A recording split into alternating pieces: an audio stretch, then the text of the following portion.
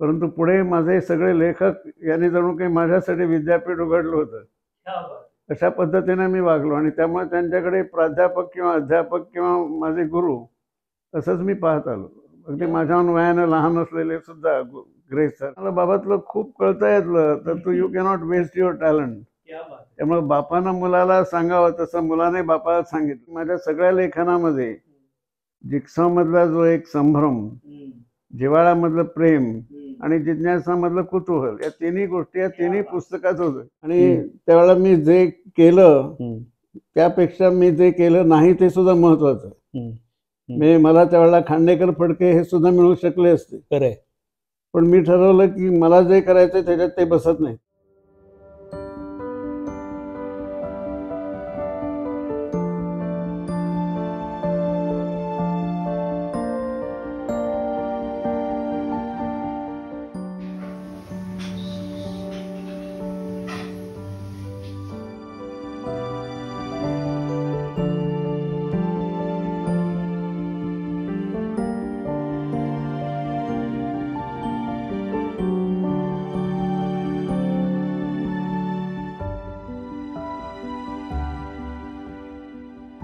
ते राजकीय असेल, साहित्यिक असेल, सांस्कृतिक असेल,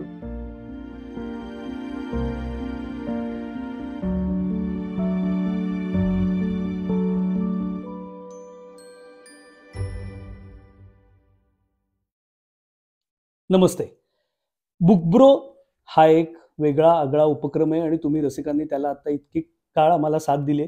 मी डॉक्टर आशुतोष जवडेकर आजच्या या ताज्या भागात तुमच्या सगळ्यांचं सहर्ष स्वागत करतो. आणि सहर्ष म्हणजे खरोखर सहर्ष, कारण माझ्याबरोबर आहेत हर्षचे बाबा असं म्हणायला पाहिजे त्या सहर्ष मधले, आणि आपल्या महाराष्ट्राला महाराष्ट्राला काय देशभर परिचित असलेले अत्यंत मोठे प्रकाशक, अत्यंत जाणते लेखक, उत्तम गायक, आणि त्यापेक्षा सगळ्यात महत्त्वाचं मला असं वाटतं की आत्ता मी 1 तास गप्पा मारत होतो, 1-1.5 तास इथे ते माझ्या घरी आले, आम्ही छान नाश्ता केला. तर त्या याच्यात एक अतिशय वयाच्या 88व्या वर्षी, आता ते 89 लवकर त्यांचा वाढदिवस आहे, तर 88व्या वर्षी मनात सहृदयता जपणारी जी अत्यंत कमी माणसं असतात त्याच्यातली ही फार मोठी व्यक्ती आज माझ्या घरी आली.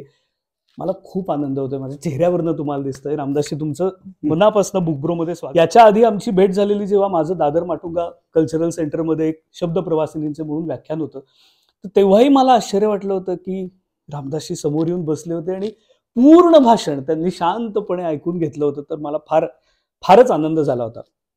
आपण सगळ्यांनी त्यांची पुस्तकं, म्हणजे दोन्ही अर्थाने, त्यांनी प्रकाशित केलेली आणि त्यांनी लिहिलेली अशी वाचली. आज मला पहिला प्रश्न तुम्हाला हा विचारायचा आहे रामदासजी, की तुम्ही मुळात प्रकाशक म्हणून तुमची ओळख आहे, मग तुम्ही लेखक आहात, तुम्ही गायक देखील आहात. आत्ता अगदी ताजा आत्ता पुण्यात कार्यक्रम झाला तेव्हा मारू बिहाग आत्ता सरांनी गायलाय. तर तुम्हाला तुमची ओळख पहिली कुठली सगळ्यात आवडते? सांगणं कठीण आहे. म्हणजे मी तेव्हा तुम्हाला सांगितलं की ज्यावेळेला मी थोडंसं प्रकाशनाचं काम कमी करून माझ्या इतर गोष्टी उन्हाळक्या करायच्या असं ठरवलं, तेव्हा सहज बायकोला विचारलं की मी लेखन आणि गाणं यात काय करू. तर तिला गाण्यात कमी रस असल्यामुळे ती म्हणाली लेखनावरच करा, आणि तिला असं वाटतं की I am a better writer than singer. म्हणून मी तसं काही केलं नाही. मी सगळं चालू ठेवलं आणि त्याच्यानंतर मी पुस्तकं प्रसिद्ध केली माझी स्वतःची लिहिलेली, PhD केलं. क्या बात. आणि गाणं चालू ठेवलं आणि 27 वर्ष मी भटसाहेबांकडे जात होतो. क्या बात. त्यामुळे तिन्ही गोष्टी चालू ठेवल्या आणि तिन्हीतही बऱ्यापैकी मला आनंद मिळाला असं मला वाटतं, आणि मला लोकांनाही आनंद देता आला असा निदान माझा भ्रम आहे. अरे भ्रम कसलं, अर्थातच तुम्ही तुमच्या पहिल्या आपण टप्प्याकडे येऊया. प्रकाशक या नात्याने जी तुम्ही भरीव कामगिरी अख्खी केली आहे. अनेकांना मुळात माहीत नसतं की पॉप्युलर प्रकाशन हे फक्त मराठी ललित विश्वापुरतं सीमित नव्हतं आणि नाहीये आणि नसेल.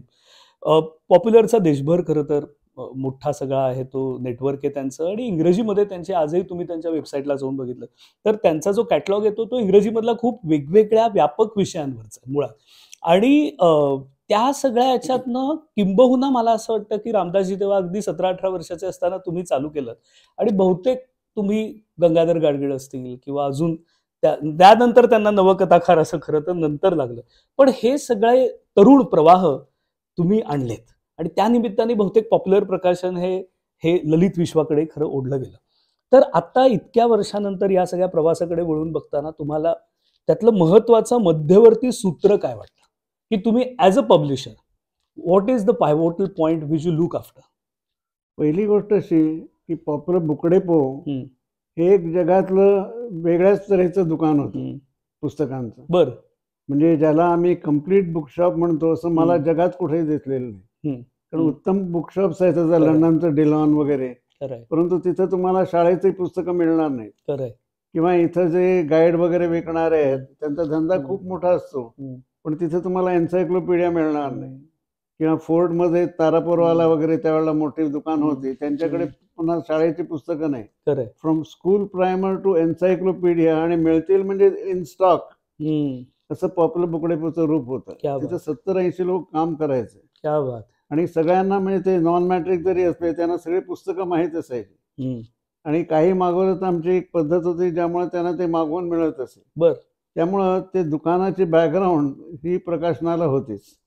आणि माझे वडील जरी ग्रंथ विक्रेते होते तरी त्यांनी अतिशय सुंदर अशी मेडिकल पुस्तकं प्रसिद्ध केली. बरोबर. आणि खरं म्हणजे त्यांना त्याची जाणीव नसेल, पण स्वदेशी याच्यात एक वेगळ्या अर्थानं म्हणजे आपली मेडिकल पुस्तकामुळे ब्रिटिश पुस्तकं मागे पडली आणि आमची पुस्तकं वापरली जाऊ लागली. तर ही सगळी बॅकग्राऊंड त्याला होती. पुढे माझा मोठा भाऊ त्याच्यात झाला सदानंद, आणि तो इकॉनॉमिक्स आणि समाजशास्त्राचा विद्यार्थी, त्यामुळे तोही भाग त्याच्यात येत गेला.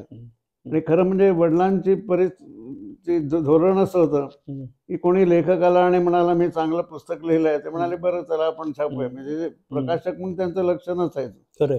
पण असं करता करता त्यांनी एस्ट्रॉनॉमी टू झुऑलॉजी अशा सगळ्या विषयावर पुस्तकं केली होती. क्या बात आहे. आणि मी जेव्हा लक्ष घालू लागलो तेव्हा माझं काम होतं की इतकं सगळं झेपणार नाही, म्हणून मी त्याच्यात मेडिकल आणि सोशल सायन्सेस असं इंग्रजीमध्ये ते केलं, आणि बायोग्राफी बरोबर असं ते रेस्ट्रिक्ट केलं, आणि त्यामुळे त्या क्षेत्रामध्ये बरंच काम करू शकलो. तर 1952 साली इथं मी माझं म्हणजे साहित्यात जे काही मी करू शकलो प्रकाशक म्हणून, त्याचं श्रेय बरंचसं मी भालचंद्र देसाई नावाच्या माझ्या एका मित्राला देतो. त्याने मला नवसाहित्य म्हणजे काय हे सांगितलं. ते गमतीनं म्हणजे आम्ही असे गप्पा मारत 3-4 मैल चालून येत असं, आणि ते सोनापूर म्हणजे स्मशान आहे, तिथं बाहेर बाकं असायची, त्याच्यात बसायचं, तिथं कोणी येत नसे, त्यामुळे शांतता असायची, आणि तिथं मग तुम्हाला अनेक गोष्टी सांगायचं. तर त्यावेळेला मी एक मुंगी असं नवयुगमध्ये एक लेख आला, आणि मी त्याला म्हटलं अरे वा छान, ते विडंबन करतात ना, किती छान विडंबन आलंय. तुम्हाला विडंबन नाही, ती मर्ढेकरांची कविता आहे. आणि म्हणून त्याने मग मला मर्ढेकरांवर लेक्चर दिलं, आणि त्यावरनं मला नवसाहित्याचा परिचय झाला. बरोबर. आणि त्यामुळे जेव्हा गाडगिळांच्या कथा आमच्या बॉम्बे बुकडेपोत ते प्रसिद्ध करणार होते तेव्हा मी त्याचा ताबा घेतला. आणि मी गमतीनं म्हणतो, मी 17 वर्षाचा जरी होतो तरी मालकाचा मुलगा असं त्या सरांना मी दिवसात म्हणजे राजपुत्र, त्यामुळे मला त्यांनी काय हवं ते करू दिलं. आणि दुसरी गोष्ट अशी की माझा मोठा भाऊ आणि वडील यांनी सुद्धा म्हटलं चला मराठी तू काय हवं ते कर, आणि त्यामुळे मी त्याला ती दिशा देऊ शकलो. क्या बात आहे. आणि काही प्रमाणे उर्मटपणे सुद्धा, परंतु त्यामुळं, आणि त्यावेळेला मी जे केलं त्यापेक्षा मी जे केलं नाही ते सुद्धा महत्वाचं. म्हणजे मला त्यावेळेला खांडेकर फडके हे सुद्धा मिळू शकले असते, पण मी ठरवलं की मला जे करायचं त्याच्यात ते बसत नाही. की इतक्या वेगवेगळ्या पद्धतींच्या लेखकांना किंवा कवींना तुम्ही भेटलात, त्यांना लिहितं केलं, त्यांना बोलतही केलं, आणि ती सगळी खूप वेळा डायमेट्रिकली ऑपोजिट होती माणसं. म्हणजे जसं प्रभाकर पाध्ये आणि ग्रेस हे वेगळे होते, किंवा गंगाधर गाडगीळ आणि उद्धव शेळके, किंवा असं म्हणजे नुसतं वयातलं किंवा असंही मी म्हणत नाहीये, प्रवृत्ती नाना विविध असलेल्या माणसांसोबत, मुळात आणि हाडामासाच्या माणसांसोबत जे प्रतिभावान लेखकही होते, अशा लोकांसोबत तुम्ही इतकी वर्ष कार्यरत अनेक अर्थाने होता. तर तुम्हाला हे जमलं कसं, साधलं कसं इतक्या वेगळ्या माणसांना? उदाहरणार्थ सांगतो की गाडगीळ वगैरे हे त्यावेळेला नवसाहित्याचे म्हणून मानले गेलेले होते. तर याच्यामध्ये अचानक कुसुमाग्रज कसे आले की जे आधीच्या पिढीचे आहेत किंवा पाध्ये कसे आले, तर त्याचं मी थोडक्यात तिथं वर्णन दिलं. त्यात कुसुमाग्रजांचं सांगतो. विशाखा हे सगळ्यांना अतिशय आवडणारं पुस्तक, प्रश्नच नाही. त्यानंतर जे त्यांचे कविता संग्रह निघाले त्याबद्दल मला काही फार असा उत्साह नव्हता. पण माझी एक सवय, त्याप्रमाणे मी नाशिकला वसंतरावांना भेटायला गेलो, वसंत कानेटकर, तेव्हा मी कुसुमाग्रजांकडे जाऊन नमस्कार करून येत असे. तर त्याने एकदा माझा नाटकात रस आहे पाहून मला एक पत्र लिहिलं की ओथेलो तुम्ही प्रसिद्ध कराल का, आणि ते मी केलं. पण तेव्हा आमची काही फार दोस्ती होती असं मी म्हणणार नाही. पुढे मला बालकुलकर्ण्यांचं एक पत्र आलं की ते त्यांना तात्या म्हणायचे की हा तात्या अलीकडे फार सुंदर कविता लिहितो म्हणे, तर तुम्ही त्याला ताबडतोब पत्र लिहा. आणि मी लिहिलं, आणि खरोखरच ती मुक्तायन आणि छंदोमय ही पुस्तकं माझ्याकडे आली. आणि तेव्हापासून शिरवाडकर फार वेगळी कविता लिहू लागले कुसुमाग्रज. आणि आमचं इतकं ते जुळलं की त्यानंतरची त्यांची सगळी पुस्तकं माझ्याकडे आली. त्याचा ते आधीच्या पिढीचे किंवा पाध्ये त्याच्याही आधीचे ते वेगळ्या कारणानं आले. पण त्यामुळे कुठल्या पिढीचे किंवा काका कालेलकर, मामा वरेरकर हे तर म्हणजे 19व्या शतकात जन्म घेतलेले आणि माझ्याहून 50-60 वर्षांनी मोठे. पण त्यांची पुस्तकं तर मी केली, पण एका वेगळ्या अर्थानं त्यांनी मला आपलं स्नेही मानलं. आणि त्या सगळ्याचा माझ्यावर काहीतरी परिणाम झाला ना. मी त्यांच्या प्रेमाचा, त्यांच्याशी बोलण्याचा, त्यांच्या विद्वत्तेचा, त्यांच्या प्रतिभेचा, आणि या सगळ्या लेखकांना मी माझं विद्यापीठच मानत आलो.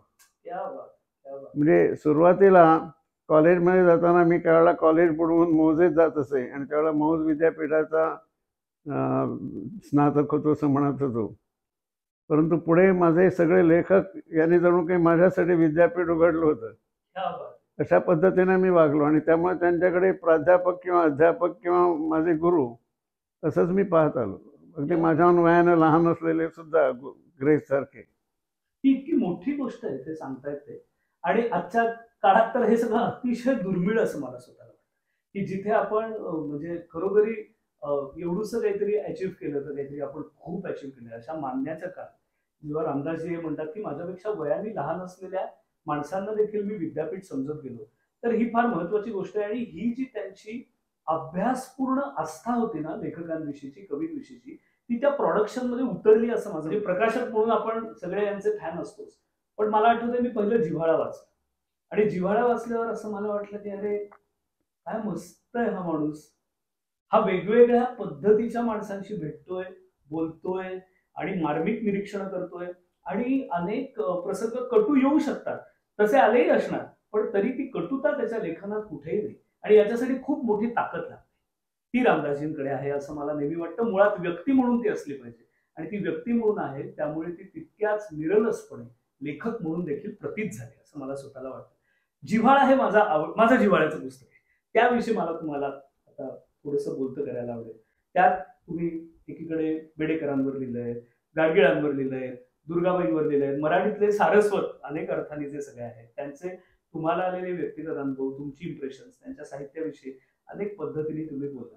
का तुम्हाला हे लेख लिहावेसे वाटले? तर मला दिलीप माजगावकर म्हणाला तुम्ही रिक्षा नंतरचा आता लिहा ना.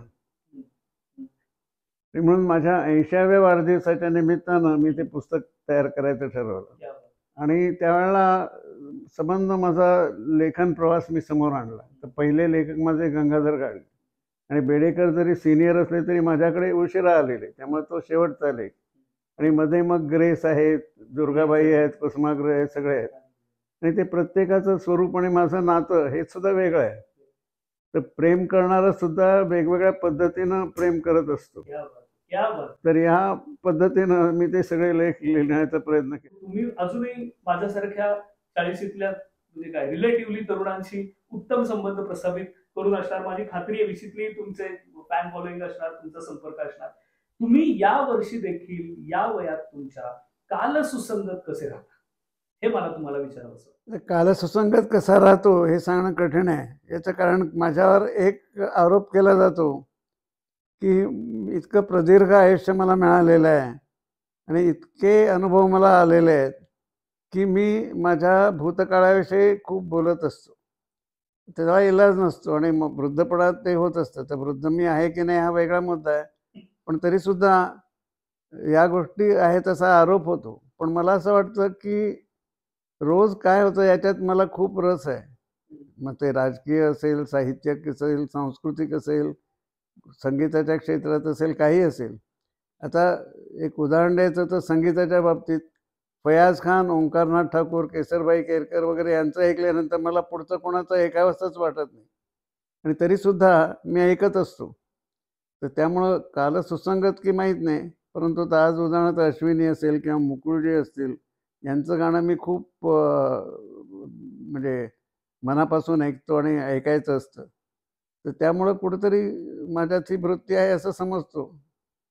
शब्द आणि सूर या दोन गोष्टी सगळ्यांना साधतात असं नाही. फार स्वतंत्र वेगवेगळ्या तलवारी आहेत त्या, असं मला वाटतं.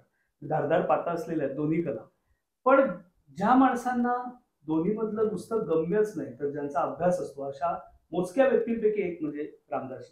तर मी आता त्यांना मगाशी आम्ही ब्रेकफास्ट करताना विचारत होतो की तुम्ही शास्त्रीय संगीत गाता, तर म्हणजे मला असं खरंच वाटलं की लहानपणापासून हे शिकत असतील, त्यांना आवड असेल.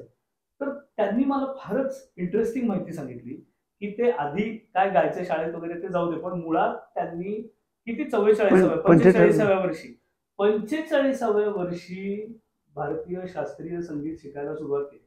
आता हे किती अवघड आहे हे तुम्हाला सांगायला. संगीतावरचं जे तुमचं मुळात प्रेम आहे ते कुठून आलं आणि तुम्हाला का शिकावं असं वाटतं हे माहिती नाहीये फार जणांना. ते जर तुम्ही आपल्या दर्शकांना सांगितलं. पहिली गोष्ट अशी की हे चिदानंद नगरकर जे एक मोठे गायक होऊन गेले, 50 वर्षापूर्वी गेले ते माझ्या आईचा मामे भाऊ आणि ते आमच्या घरी राहत असत. त्यामुळं मी त्यांना माझं स्फूर्तिस्थान मानतो आणि त्यांचं गाणं मला माझ्या मोठ्या भावाची मी गंमत सांगतो. त्याचं लग्न झालं त्याशी त्याने त्यांची मैफल ठेवली होती आणि मी तेव्हा लहान मुलगा होतो आणि चावट होतो. तर मी आपलं बघत असे की आता हे कपल कधी खोलीत जातं.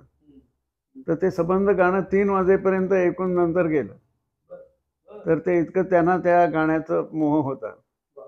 तर त्यामुळं नगरकर हे एक स्फूर्तिस्थान त्याच्यात होतं.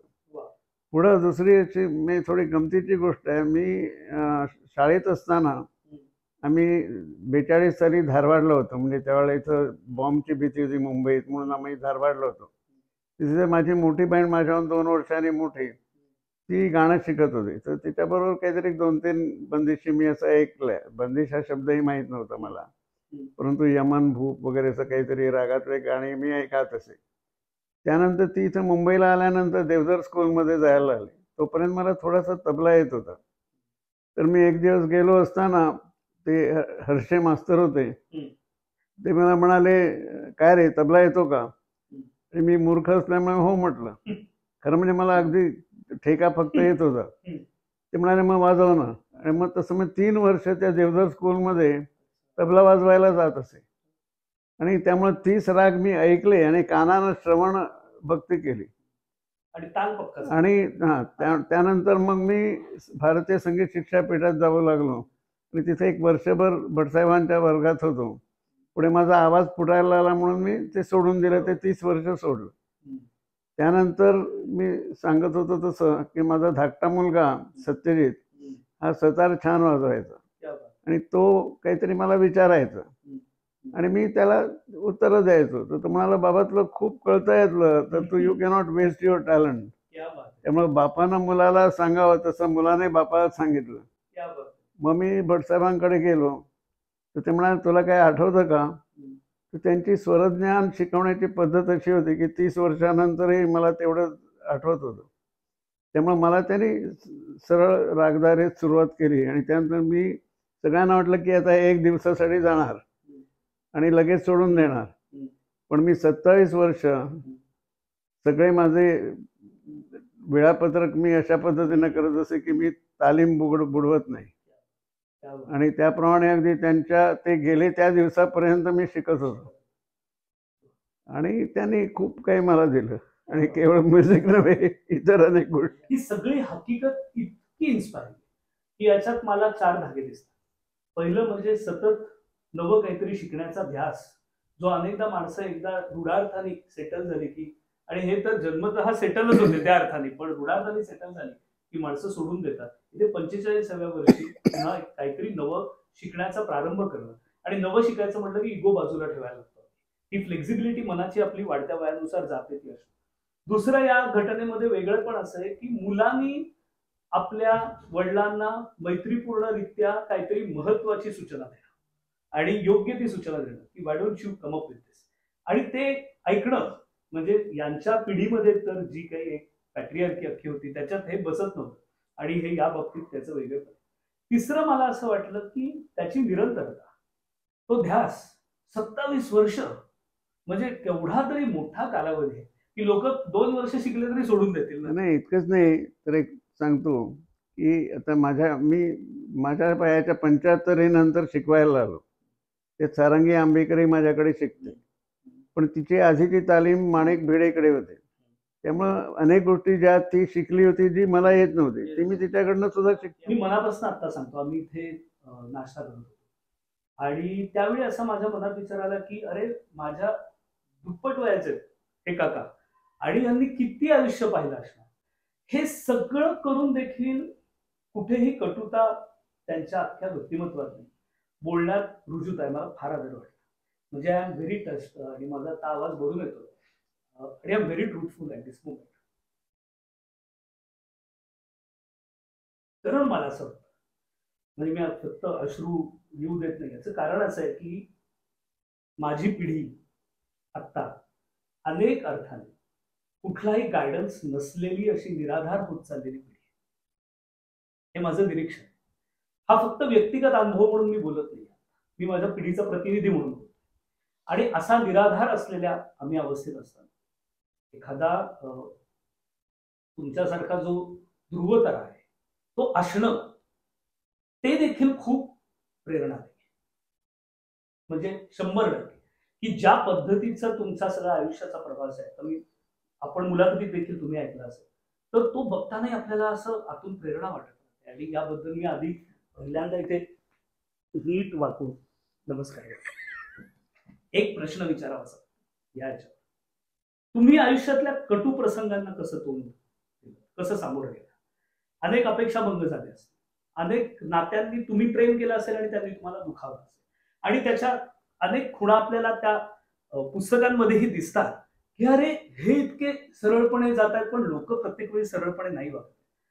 How you dealt with this and how you came out of it with the new vigour and new power? हे सगळं सांगणं कठीण आहे, परंतु मी एक पाखर नावाचं पुस्तक लिहिलं आहे, जे प्रसिद्ध झालेलं नाही आणि कदाचित होणार नाही. त्याच्यात मला ज्यांनी प्रेम दिलं किंवा पाखर घातली तसे माझी भावंड, मला 2 भाऊ आणि 2 बहिणी. मी गमतीनं म्हणत असे की खरं म्हणजे प्रत्येकाला कमीत कमी म्हणजे 4 मुलं असावीत, 2 मुलगे आणि 2 मुली, कारण भाऊ असणं आणि बहीण असणं याला महत्त्व आहे, आणि त्याचा मला भरपूर अनुभव आला. तर त्यांच्याबद्दल लिहिलं. त्यानंतर माझ्या लक्षात आलं की आमचे मित्र त्यांनी सुद्धा अशी पाखर घातलेली आहे. आणि 1951 साली आम्ही जे एकत्र आलो कॉलेजमध्ये, ते आम्ही 8 जण अजूनही मित्र आहोत. त्यातले काही आता वारले, परंतु आम्ही अजून 3 जण आहोत आणि एकमेकांबद्दल अतिशय घट्ट असं आम्ही प्रेम अजून बाळगून आहोत. तर ती पण एक पाखर होती. आणि ते लिहित असताना आणखीन एक लक्षात आलं की त्यावेळेचे माझे जे प्रोफेसर होते त्यांनी सुद्धा मला इतकं काही दिलेलं आहे. आता उदाहरणार्थ स्वामीदासन नावाचे फिलॉसॉफीचे प्रोफेसर होते, तर त्यांच्याशी पुढं माझं वेगळ्या कारणाने भांडण झालं, परंतु त्यांनी अनेक गोष्टी मला अशा दिल्या की ज्या अजूनही मला त्याचा उपयोग होतो. आणि ज्यांनी मला त्रास दिला त्यांनी सुद्धा अत्यंत प्रेमानं तो त्रास दिला, आणि त्याचा सुद्धा मला एकूण जीवनामध्ये फायदाच झाला. तो अशा रीतीनं वेगवेगळ्या तऱ्हेनं माझ्यावर प्रेम करणारी माणसं होती. याचा कुठेतरी माझ्या या स्वभावावर परिणाम झालेला असणार असं मला वाटतं. त्यामुळे त्या प्रेमानेच तुम्हाला सावरलं, तारलं आणि पुढे नेलं असं आपण म्हणू शकतो. फार फार फार चांगलं वाटतंय. मला अगदी शेवटचा एक प्रश्न महत्वाचा तुम्हाला विचारायचा आहे, कारण मला बातमी लागलेली की तुमचं पुस्तक येणार आहे आणि नवं प्रकाशित होणार आहे, एक सरांचं पुस्तक, आणि ते कधी होणार आहे आणि काय असणार आहे आमच्या दर्शकांना प्लीज सांगा. काय झालं, जिग्सो आणि जिव्हाळा ही जेव्हा मी प्रसिद्ध केली तेव्हाच माझ्या डोक्यात तिसरं नाव होतं जिज्ञासा. खरं म्हणजे मला हे ॲलिट्रेशन वगैरे आवडत नाही, परंतु ते त्यावेळेचं झालं खरं. कदाचित त्याला आणखीन एक भाग असा असेल की माझ्या सगळ्या लेखनामध्ये जिक्सामधला जो एक संभ्रम, जिव्हाळ्यामधलं प्रेम आणि जिज्ञासामधलं कुतूहल, या तिन्ही गोष्टी या तिन्ही पुस्तकात होतं. आणि त्यामुळे ते तेव्हापासून होतं. परंतु ज्यावेळेला मी आता पुस्तक म्हणून प्लॅन करायला बसलो, तेव्हा लिहिलेलं आणि लिहावंसं वाटणारं अशी सांगड घालून मी त्या पुस्तकाची योजना केली. आणि त्याचा पहिला भाग जो होता की इतिहासाबद्दल मला जागृती ज्यांनी दिली, असे कोसंबी, AR देसाई, धनंजय कीर, अरुण टिकेकर तर यांच्याबद्दलचा हा पहिला विभाग आहे. दुसऱ्या विभागात समाजशास्त्राविषयी, म्हणजे खरं म्हणजे मला माझा विषय राज्यशास्त्र आणि थोडंफार मला कळतं, परंतु बाकीचं समाजशास्त्र तसा अभ्यास मी केलेला नाही.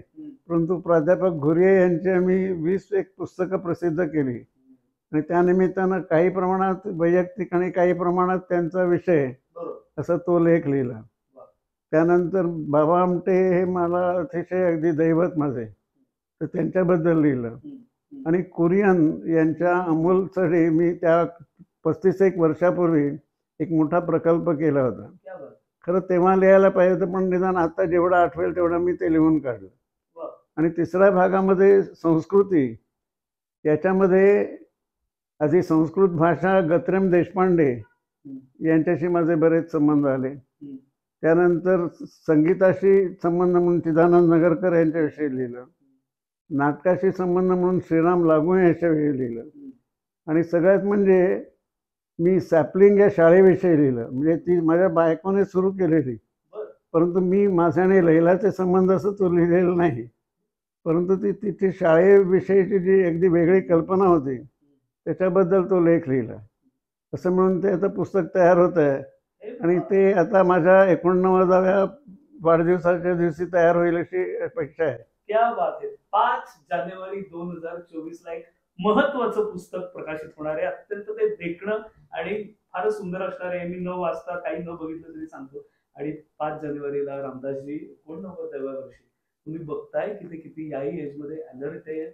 सगळे त्यांचे रिस्पॉन्सेस असतील, हे असतील, सतत नवीन शिकत राहिल्याने आणि सतत नवं बघत राहिल्याने जो माणसाला एक वेगळ्या पद्धतीचं जे एक त्याच्याभोवती वलय तयार होतं, ते मला त्यांच्यामध्ये ऍक्च्युली तो ओरा आपण ज्या अर्थाने म्हणतो तो प्रतीत होतो आता बोलताना. आणि या पुस्तकाचं शीर्षक मला फक्त ॲलिट्रेशनचं नाही वाटत.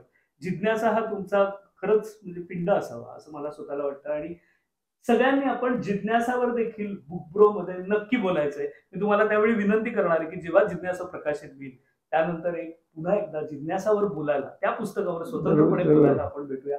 तुर्तास आपल्याला थांबायला पाहिजे, वेळेची कारण मर्यादा असते. आमचं एक छोटं 3000 कुटुंब असं माणसांचं कुटुंब झालं युट्यूब चॅनलचं, तर त्या सगळ्यांना तुमच्याविषयी रामदासजी मुळात खूप आदर आहे, कारण सगळे चांगले वाचक आहेत आपल्या इथे. त्यांना तुमचं सगळ्यांचं काम माहिती आहे, लेखक म्हणून, प्रकाशक म्हणून, सगळ्या अर्थाने. आणि आज या मुलाखतीच्या निमित्ताने काही जसं पाखर या पुस्तकाविषयी मी त्यांचं कधी कुठे काही वाचलं नव्हतं, ते आज या मुलाखतीत आलंय. हा एक फार आनंदाचा भाग आहे. मनापासून तुमचे सगळ्यांतर्फे, माझ्यातर्फे आणि सगळ्यांतर्फे आभार. तुम्ही आलात इथे, इतकं छान बोललात आणि व्यक्त झालात कॅमेरासमोर. खूप खूप धन्यवाद.